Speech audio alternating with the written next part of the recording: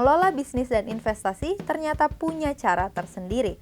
Inilah yang dialami Johannes Suryajaja, Presiden Direktur PT Surya Semesta Internusa Tbk, SSIA. Ini mulai tertarik berinvestasi kala krisis ekonomi terjadi di tahun 1992. Saat itu, bisnis keluarga yang dibangun ayahnya terdampak. Dia memberikan masukan ke sang ayah untuk turut mengatur portofolio keuangan pribadi.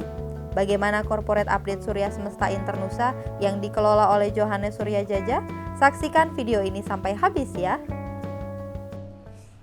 Boleh ceritain sekarang lagi di SSIA sendiri gimana proyeknya yang sedang berjalan, yang lagi ongoing? Kalau proyek, kita bicara mengenai yang paling besar. Proyek kita itu kan jelas seperti diketahui oleh masyarakat adalah proyek Subang ya, di mana kita lagi bangun kawasan kota baru, kawasan industri, perkotaan baru sih sebenarnya, yang istilahnya fundamentalnya visinya adalah menjadikan kota ini menjadi yang smart, green and sustainable city. Pada saat ini kita lagi sedang membangun infrastruktur daripada kota tersebut di fase pertama. Fase pertama ini ada sekitar hampir 400 hektar yang kita sedang bangun, dan saat ini dengan instalasi utilitas, jalanan, pipa, listrik, dan lain-lain, diharapkan bisa mulai jalan pada kuartal keempat tahun 2024. Operationnya ya, maksudnya ya. Kenapa Subang at the first place? Kalau di Subang ini kita melihat karena lokasinya ya sebenarnya cukup baik ya. Di mana itu kan di situ udah dilewati oleh jalan tol Trans Jawa. Satu hal. Kedua, kita lihat pemerintah sudah membangun Kertajati ya, juga yang nggak terlalu jauh juga dari airport ya, Kertajati. Nggak terlalu jauh daripada Subang sendiri. Selain juga ada train untuk passenger antara Jawa ya, Trans Jawa train track. Dan yang paling penting lagi adalah dibangunnya pelabuhan sebenarnya. Pelabuhan Patimban. Itu kira-kira 45 km daripada site-nya kita. Dan akan menjadi pelabuhan terbesar kedua Di Jawa di Indonesia. Di Di Indonesia Indonesia ya, after Tanjung Priok. 2023 sendiri, kontribusi dari Subang Smart Metropolitan ini ke kinerja SSIA sendiri gimana? Oh, belum ada sih. Tapi kalau kita lihat kinerja 2023 yang kita lihat after itu kan setelah pandemik ya, setelah COVID itu kita lihat yang berkembang itu adalah perhotelan. Kan kita ada divisi perhotelan, itu cukup bagus tahun 2023, terutama yang hotel-hotel kita yang ada di Bali ya. Itu satu hal. Kedua, kita lihat juga sektor konstruksi. Itu juga pertumbuhannya cukup sangat baik ya di tahun 2023. Sedangkan di kawasan atau di bidang properti atau kawasan industrinya kita ini, kita waktu itu tutup dengan 18 hektar pre-marketing sales, tapi berada di Kerawang. Jadi lebih Kerawang, karena Subang sendiri masih belum bisa dibukukan penjualannya sebelum itu beroperasi sebenarnya. Jadi baru bisa dibukukannya sebagian tahun ini, 2024 dan 2025 sebenarnya. Berarti kalau untuk 2023, sumbangan kontribusinya sendiri dari proyek apa aja SSIA? Tadi yang saya bilang, hospitality kita cukup baik ya. Kalau dari revenue tetap sebenarnya construction adalah yang terbesar ya. Itu mungkin sekitar 72% ya. Baru perhotelan sendiri, I think is about berapa? Agak lupa juga, tapi sekitar 15%. Sisanya baru di bidang properti tadi. Ini laporan keuangan belum keluar, tapi udah boleh ada bocoran, Pak? Bocoran apa?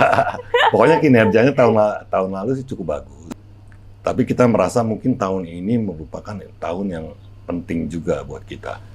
Kenapa? Karena terutama di proyek Subang ya.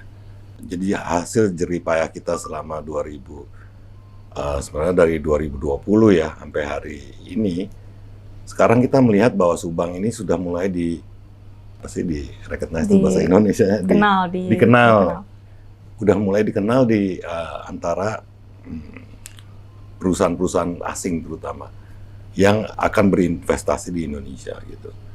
Terutama kita juga didorong oleh masuknya ya perusahaan-perusahaan asing ke Indonesia, terutama yang dari Cina. Karena ya tadi kalau saya bilang itu kan karena ada geopolitik concern, embargo dari Western countries dan lain-lain.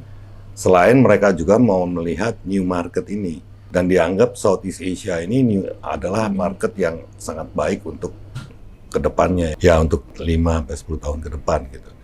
Maka dari itu banyaklah investasi yang masuk ke Indonesia. Kalau kami melihatnya begitu ya.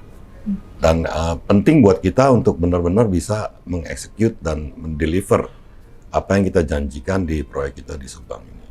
Sampai saat ini di SEIA sendiri ini proyeknya itu ada di berapa kota aja ya, Pak? Oh, kalau di beberapa kota kita secara grup sih mungkin ada di 12. Kira-kira ya, mungkin 12 kota. Itu kan ada hotel ya, kita ada di sekitar 7 ya. Terus construction sendiri memiliki 5 cabang di seluruh Indonesia juga. Selain daripada tadi, kalau di propertinya sendiri banyak kan di sekitar Jakarta. Kerawang dan Subang itu ya. Jawa Barat lah ya. Ada. Di tahun ini ada rencana ke kota lain? Kita ada lahan di Labuan Bajo yang sekarang lagi dalam tahap planningnya. Kalau untuk target-target tahun ini, Pak, tadi selain dari kotanya kan tadi mau nambah di Labuan Bajo, ini progresnya udah sampai mana yang Labuan Bajo? Oh, itu masih planning, masih belum apa-apa, belum aman. Selain dari yang tadi itu kan planningnya ke sana, yang mau dibangun apa aja proyeknya? Selain Labuan Bajo tadi. Kita sih masih lebih fokus kepada Subang ya. Karena itu proyek itu cukup besar kan sebenarnya ya. Ada 2.000, total license-nya 2.700, kita sudah bebaskan sampai 1.500 yang dikuasain lahan. Jadi masih terus fokus di situ karena sekarang ini tahap penting di mana tadi saya bilang kan, kita lagi sedang membangun infrastrukturnya ya. Dan kita harus buktikan kepada market bahwa ya ini bisa benar-benar terrealisasi dengan baik kota yang tadi green, smart and sustainable city, karena saya melihat ini kan penting sekali terutama untuk masa depan daripada industri di Indonesia gitu. Jadi kita masih fokus di situ. Selain kita juga melihat juga sih di bidang perumahan ya. Kan kita udah sukses kemarin ini dengan pengembangan Tanjung Mas Raya itu ya, nggak terlalu besar. Tapi kita sedang lagi lihat-lihat juga, pelajari juga untuk masuk ke daerah Botabek juga di bidang perumahan. Tapi belum bisa bilang. Ya. Mungkin daerah Bogor, Sentul atau ya Tangerang. Berarti total ada berapa proyek yang ongoing selain yang Labuan Bajo, Subang, yang di tahun 2024 ini? Sebenarnya Subang itu yang paling besar kalau disebut again, proyek ya. Tapi kalau konstruksi sih kan kita udah di mana-mana ya, di Sumatera, Kalimantan ada, di even Bali dan lain-lain ya. Cukup banyak juga sih. Selain mereka juga ada sinergi kan sama Subang juga. Mereka juga involved di Subang. Terus kita merasa tahun ini satu hal ya, jalan tol ini kita harapkan bisa mulai. Jadi kita kan ikut dalam konsorsium Patimban Port Access Road. Jadi jalan ke pelabuhan. Dari kawasan kita nih. Nah itu rencananya pertengahan tahun ini juga harapan kita adalah mulai dibangun ya. Jadi bisa selesai di tahun 2025. Itu yang konsorsium. Yang 2025 itu konsorsium satu di Subang Metropolitan itu berarti? Ya, jadi kita membangun jalan tol dari Subang, jalan tol Cipali ke pelabuhan. Ini juga untuk mendukung proyek pemerintah kan. Jadi di situ kan kita ikut ya, grup ikut sebagai salah satu konsorsium yang dimana pemegang saham utamanya Jasa Marga. Itu 55%. Nusaraya Cipta, anak perusahaan kita 22%. Sisanya adalah karya-karya ya, ada Adikarya, ada PP dan Pemda Subang. Nah ini kita harapkan pembebasan bisa selesai pertengahan tahun dan bisa juga mulai dibangun jalannya. Direncanakan bisa jadi di 2025 ya tahun depan. Nah itu juga proyek penting. Jadi sebenarnya proyek ini cukup besar-besar ya dan banyak juga itu kerjaannya. Nah itu kan yang ongoing Pak, yang mau rilis di tahun ini proyek apa aja? Hanya sebenarnya Subang. Tadi kan kalau Labuan Bajo belum ya, kita belum mulai. masih penjajahan. Perumahan juga masih searching lokasi yang terbaik di mana. Jadi belum ada yang benar-benar baru gitulah sob. Belum ada Karena- rilis tahun ini. Iya, karena Subang itu sebenarnya banyak sekali. Kalau ngomong infrastruktur tuh itu kan listrik, air, jalan, jalan tol, terus fiber optics. Oh, banyak sekali. Gitu. Nah, ini masuk ke laporan keuangan. Enggak, bukan laporan keuangan, ke kinerjanya aja. Target pertumbuhan pendapatan mungkin tahun ini? Mungkin tahun ini bisa sekitar 15%. 15%. 15% ya.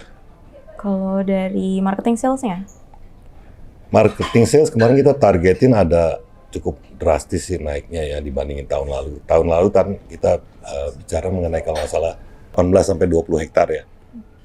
Tahun ini kita mentargetkan 20 hektar dari Kerawang, 45 hektar dari Subang. Jadi total 65 hektar.